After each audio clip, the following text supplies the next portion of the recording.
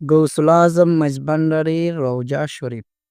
আর এখানে লিখছে গৌসুল আজম মাইজভান্ডারি হজরত মাওলানা শাহ সুফি সৈয়দ আহমদ উল্লাহ ক মানে কাদ্দাসা সিরহুল আজিজ এর উরস শরীফ 10 মার্চ 24 জানুয়ারি।